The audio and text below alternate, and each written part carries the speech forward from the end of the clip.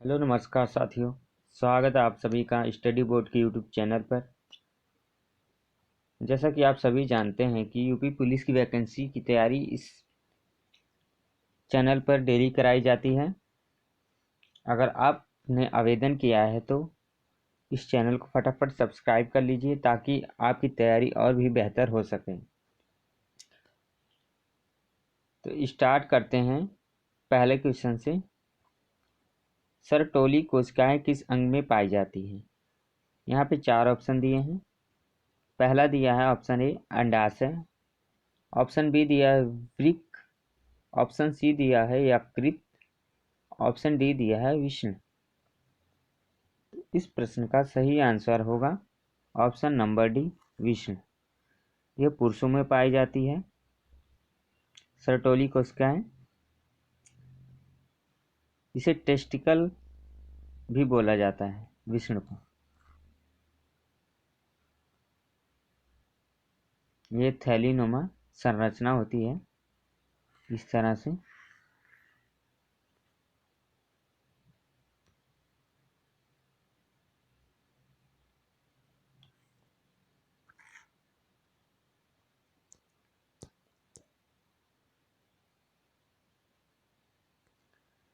जिसे अंडकोश बोला जाता है।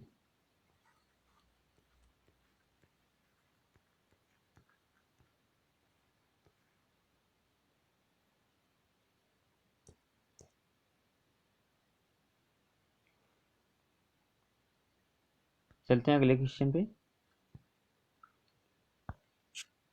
क्वेश्चन नंबर 2, यूनिसेफ का मुख्यालय कहाँ स्थित है?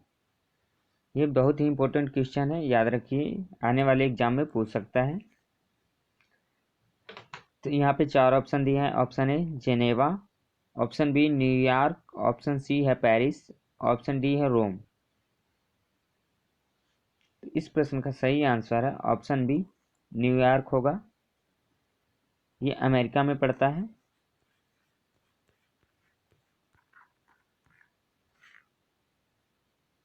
और इसकी स्थापना हुई थी 11 दिसंबर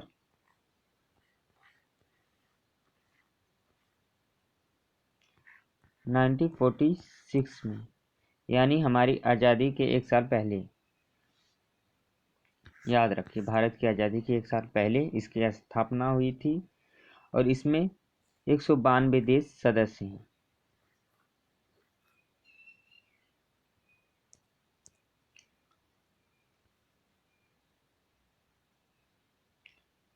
और यूनिसेफ को एक और बात बता दें, ये पूछ सकता है नोबेल से संबंधित कि नोबेल कब मिला था। तो नोबेल इसको मिला था 1965 में, नोबेल पुरस्कार।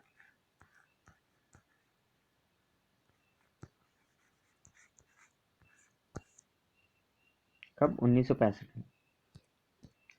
चलते हैं अगले क्वेश्चन पे।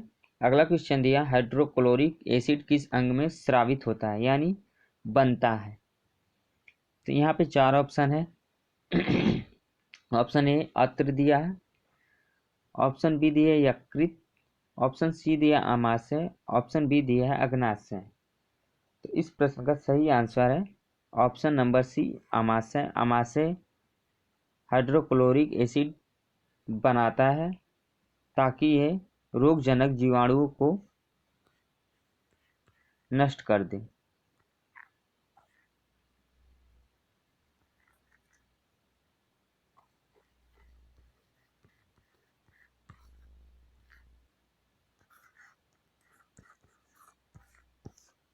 नष्ट करने के लिए बनाता है। चलते हैं अगले क्वेश्चन पे। क्वेश्चन नंबर 4, स्कर्वी रोग किस विटामिन की न्यूनता या कमी को दर्शाता है? स्कर्वी रोग किस विटामिन की कमी से होता है? सीधे सा प्रश्न है। तो यहाँ पे 4 ऑप्शन दिए हैं। ऑप्शन ए दिया है विटामिन ए, ऑप्शन बी दिया है विटामिन B12, ऑप्शन सी दिया है विटामिन डी, ऑप्शन डी दिया है विटामिन सी। स्कर्वी रोग होता है, इसमें होंठ फट जाते हैं, त्वचा रूखी रूखी हो जाती है। तो ये किसके द्वारा होता है? ये विटामिन सी की कमी के कारण होता है। विटामिन सी की जैसे संतरा में, आंवला में। पूछ सकता है विटामिन सी का अच्छा स्रोत कहाँ है? आंवला है। तो इस प्रश्न का राइट आंसर ऑप्शन सी होगा, ऑप्शन डी होगा विटामिन सी। और मैं विटामिन पे वीडियो बना चुका हूँ। अगर आपको विटामिन की जानकारी पूरी चाहिए तो आप देख सकते हैं, जाके प्लेलिस्ट में है, और इस वीडियो के डिस्क्रिप्शन में भी दे दूंगा लिंक।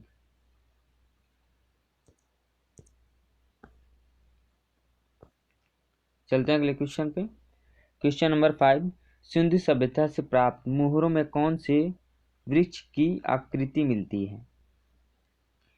ये आकृति होगा सिंधु सभ्यता से। यहाँ पे 4 ऑप्शन दिए हैं। ऑप्शन ए दिया आम, ऑप्शन बी दिया पीपल, ऑप्शन सी दिया परिजात, ऑप्शन डी दिया साल। तो राइट आंसर होगा ऑप्शन बी पीपल। पीपल की आकृति की मोहरें मिलती हैं सिंधु सभ्यता में, याद रखिए।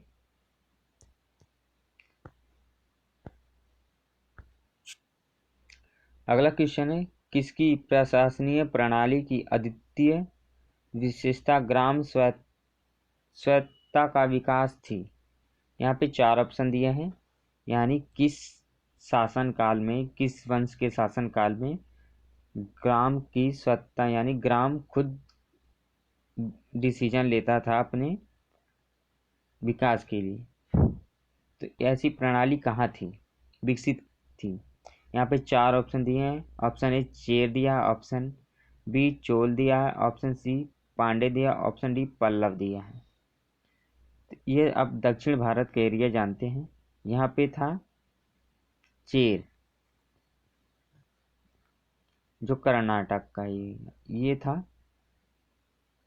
पांडे, पांडे का राज। ये था चोलों का राज, चोल। और चोलों का राष्ट्रीय चिन्ह था बाघ, याद रखिए बाघ।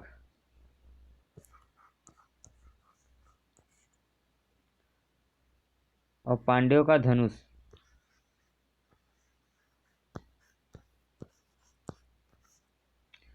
इनका मछली था।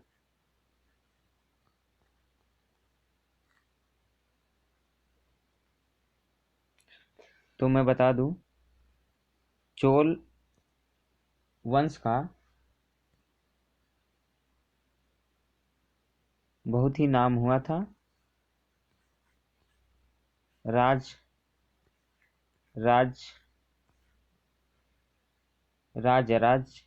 शासक थे चोलों के। और ये 985 ईसा से लेके 1014 तक शासन किए थे। और इसी समय ये बहुत प्रतापी राजा थे और इन्होंने चोलों का विकास किया था। और बता दें, यह 9वीं से 13वीं सदी में राज किए थे सभी मिलके। और एक पॉइंट जान लीजिए, चोल से पूछ सकता है चोल का संस्थापक कौन था? तो विजयालय था।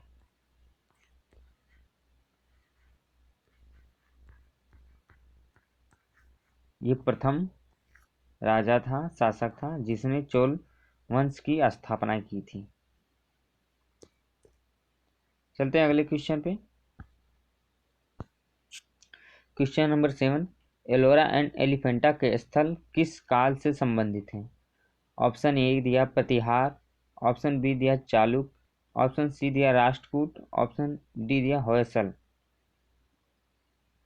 यह इसकी बात हो रही है एलिफेंटा और एलोरा की।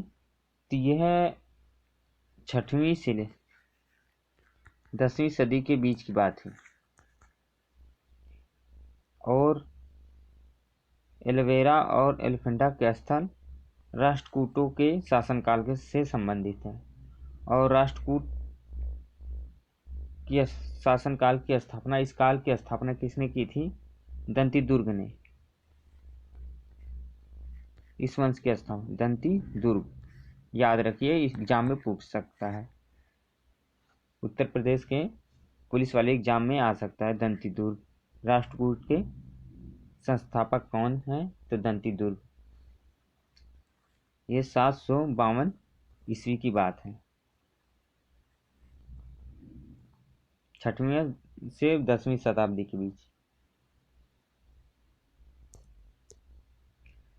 चलते हैं अगले क्वेश्चन पे। Question number 10। वायुमंडलीय कारण का वायुमंडलीय कारणों से पानी के ना होने पर भी उसके दिखने के भ्रम को कहा जाता है।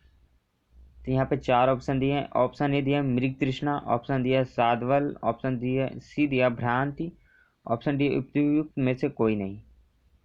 इसका सही आंसर ऑप्शन ए मृग तृष्णा होगा। इसके पीछे एक अच्छी सी कहानी है, मैं सुना देता हूँ आपको। जैसे रेगिस्तान में मृग यानी हिरण होता है, हैं? हिरण रहता है, और जब हिरण देखता है दूर तो टोटल रिफ्रैक्शन के कारण होता है प्रकाश के, जिससे पता चलता है कि आगे कहीं जल है, कहीं तालाब है, चमकती है इस वहाँ की रेत। तो ये हिरन दौड़ते दौड़ते जाता है उसके पास, तो उसे लगता है कि आगे ये शिफ्ट होते जाता है कि आगे जल है जल है, पर होता नहीं हकीकत में। ये एक तरह का भ्रम है, और इसी को मृग तृष्णा कहते हैं। यानी प्यासा हिरन पानी की तलाश में दौड़ रहा है और उसे पानी नहीं मिल रहा है, और दिख रहा है पानी जैसा, पर है नहीं। ये साइंस का एक चैप्टर है, मैं एक वीडियो बनाया हूँ, आप उसे देख सकते हैं। टोटल रिफ्रैक्शन की वजह से होता है।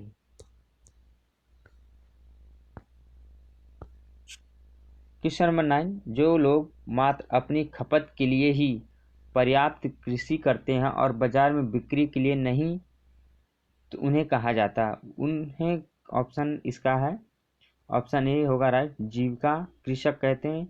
जो अपने ही लिए खेती करता है, अपने लिए उपभोग करता है, यानी बाजार के मकसद से खेती नहीं करता है कि हम पैदावार ज़्यादा करेंगे तो बाजार में बेचेंगे, सिर्फ अपने जीवन यापन के लिए करता है, तो इसे जीविका कृषक कहा जाता है, याद रखिए। चलते हैं अगले क्वेश्चन पे। Question number 10। कौन सा शब्द समुदायों के कई पीढ़ियों में जमा पारंपरिक ज्ञान का सबसे अच्छा वर्णन करता है? यहाँ पे 4 ऑप्शन दिए हैं।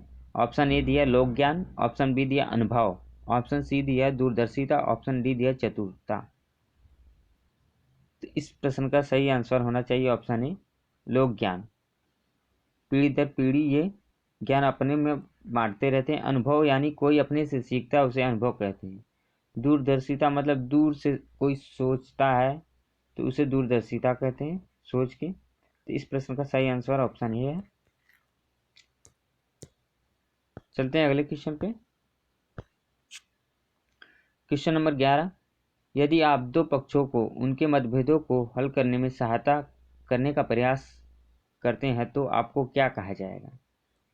यहाँ पे 4 ऑप्शन दिया है। ऑप्शन ए साक्षी कहा जाएगा, ऑप्शन बी मध्यस्थ कहा जाएगा, ऑप्शन डी सी अधिवक्ता कहा जाएगा, ऑप्शन डी उपयुक्त में से कोई नहीं।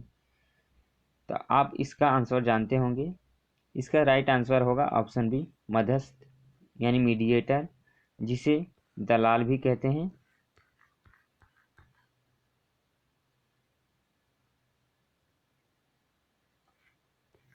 मीडिएटर जो समझौता कराता है दो लोगों में। और साक्षी यानी जो गवाह होता है किसी चीज़ के लिए, साक्षी बोला जाता है। अधिवक्ता यानी प्रोफेसर को कहा जाता है।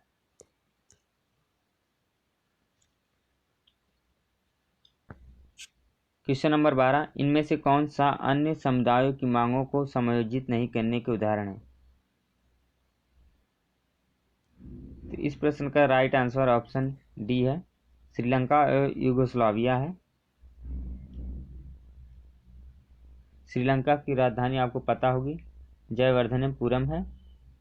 और यूगोस्लाविया की राजधानी बेलग्रेड है, बेलग्रेड।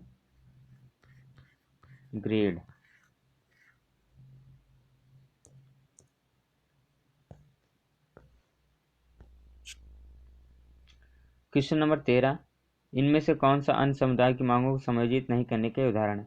ये वही प्रश्न है, इसका भी राइट आंसर ऑप्शन डी है, यानी श्रीलंका और यूगोस्लाविया दोनों हैं, तो ऑप्शन ए और बी दोनों सही है।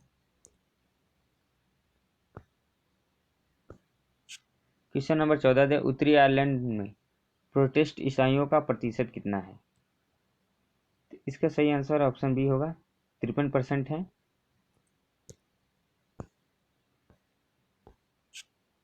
क्वेश्चन नंबर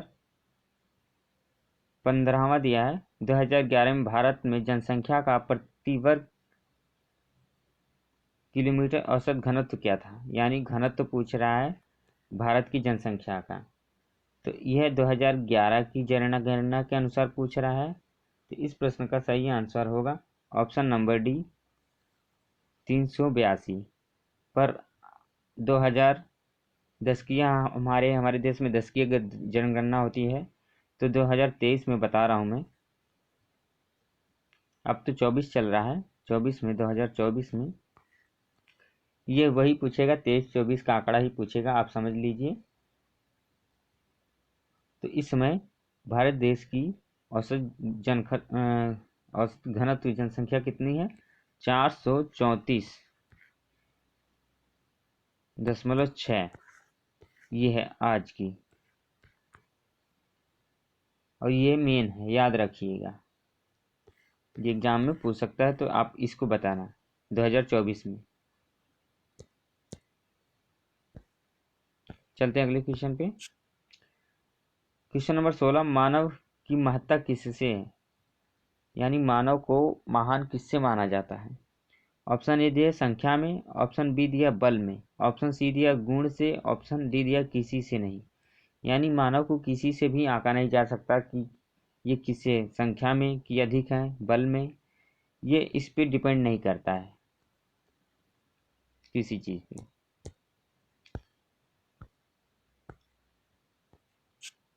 क्वेश्चन नंबर 17, 2001 और 2011 की जनगणना के अनुसार भारत में किस राज्य की जनसंख्या सबसे कम साक्षर थी?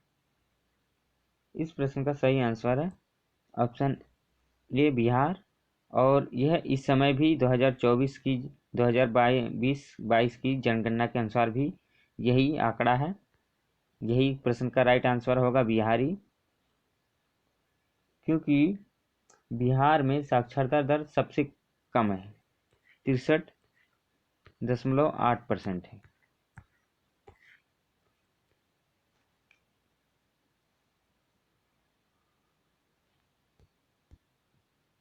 चलते हैं अगले क्वेश्चन पे।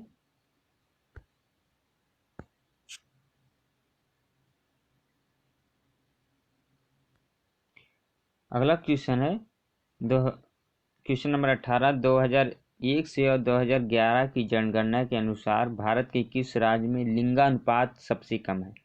यानी पुरुषों की संख्या और महिलाओं की संख्या का अनुपात क्या है, इसे लिंगानुपात कहते हैं।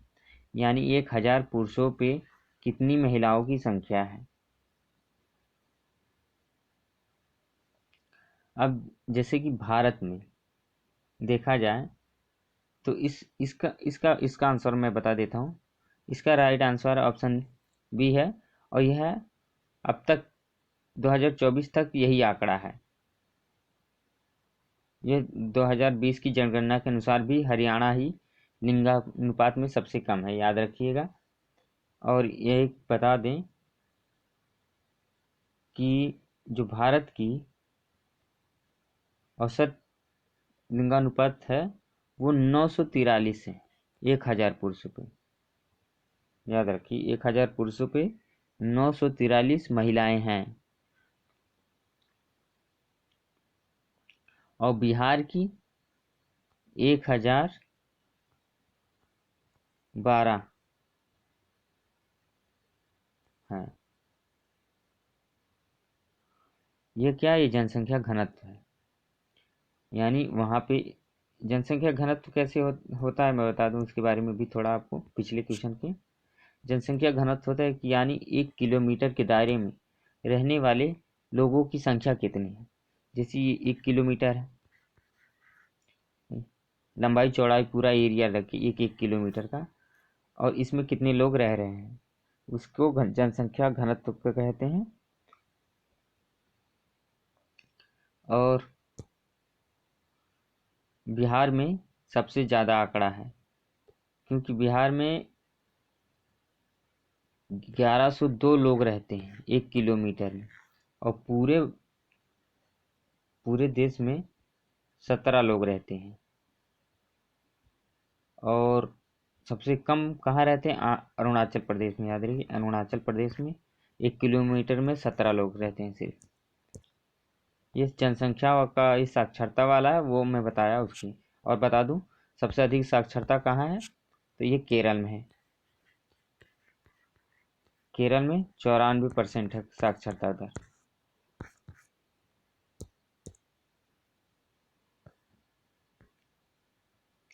और केरल में वो जनसंख्या, ये जो अनुपात है लिंगानुपात, ये भी है अधिक, 1084 है। और सबसे ज़्यादा केंद्र शासित प्रदेश जो है पांडिचेरी, वहाँ पे 1038 है। और सबसे कम केंद्र शासित प्रदेश दमन दीव है, जहाँ पे 618 लोग हैं लिंगानुपात में। 1000 पुरुषों पे 618 महिलाएं हैं दमन दीव में, और 1000 पुरुषों पे 1038 ये केरल में है, ये पांडिचेरी में। ये दोनों केंद्र शासित प्रदेशों के बारे में है, याद रखिएगा। चलते हैं अगले क्वेश्चन पे। क्वेश्चन नंबर 19, ऊर्जा का SI मात्रक J है और यह समतुल्य है। इस प्रश्न का सही आंसर है ऑप्शन बी, 10⁻⁻7 अर्ग के बराबर होता है। J यानी जूल होता है, ऊर्जा का मात्रक जूल होता है।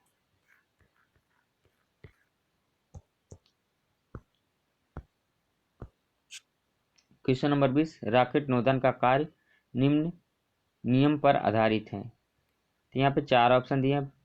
फैराडे के नियम से, ऑप्शन बी दिया न्यूटन के नियम से, ऑप्शन सी दिया गैलीलियो के नियम से, ऑप्शन डी दिया है बर्नौली का नियम। बर्नौली का नियम होता है पानी में डूबने से, न्यूटन के नियम होता है, ये इसका राइट आंसर है ऑप्शन बी होगा, नोदन यानी प्रोपल्सन कहते हैं रॉकेट को धक्का देने के लिए, एक तरह का बल होता है।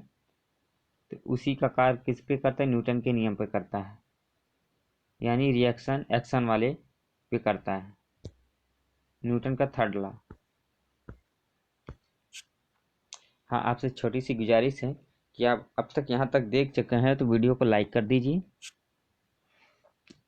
इससे हम मोटिवेट होते रहते हैं। आज के लाइक का टारगेट हमारी इस वीडियो का 20 लाइक है। आप सब 20 लाइक तो कर ही सकते हैं, प्लीज़ कर दीजिएगा, ताकि हम और अच्छी से अच्छी वीडियो बना के लाएं। अगला प्रश्न है, पोषक पदार्थ हमारे लिए क्यों आवश्यक हैं? ऑप्शन ए दिया शारीरिक संरचना करने के लिए, ऑप्शन बी दिया वृद्धि व ऊर्जा प्रदान करने के लिए, ऑप्शन सी दिया क्षतिग्रस्त भागों के रखरखाव के लिए। इस प्रश्न का सभी पॉइंट सही लग रहे हैं, ये भी, तो इसका राइट आंसर ऑप्शन डी होगा, उपयुक्त सभी, उपरोक्त सभी। क्वेश्चन नंबर 22 दिया सभी जीवों के लिए भोजन आवश्यक है, तो भोजन से हमें क्या मिलता है? ये बहुत आसान सवाल है, आप लगा सकते हैं, और इसका जवाब आपको कमेंट करके बताना है, इसका राइट आंसर क्या होना चाहिए। अपना सही जवाब कमेंट सेक्शन में भेजते रहिए।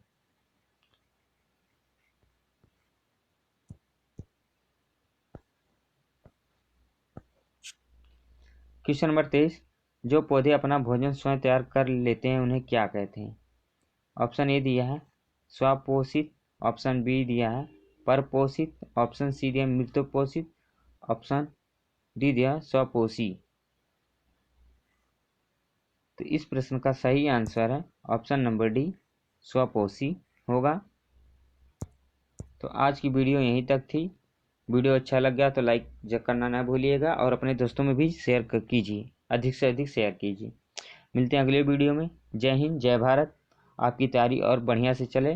भगवान से हम यही प्रार्थना करते हैं कि आप अच्छे से अच्छे नंबर के साथ एग्ज़ाम को उत्तीर्ण कर सकें। जय हिंद, जय भारत।